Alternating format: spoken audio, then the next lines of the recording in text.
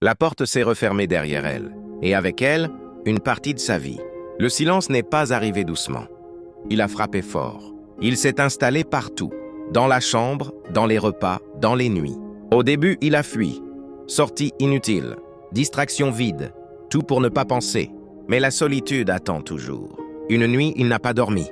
Il s'est assis dans le noir, seul avec ses pensées. Et pour la première fois, il ne les a pas combattues. Il a accepté d'être seul. Le lendemain, il s'est levé plus tôt que d'habitude. Pas par motivation, par décision.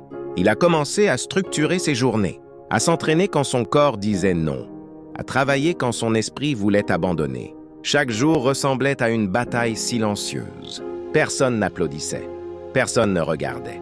Mais quelque chose changeait à l'intérieur. La solitude est devenue un espace pour penser, pour grandir, pour se discipliner.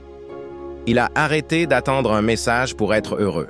Il a arrêté de chercher l'amour pour se sentir entier. Son regard est devenu plus calme, sa posture plus droite, son esprit plus clair.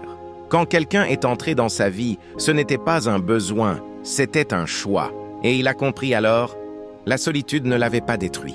Elle l'avait forgé.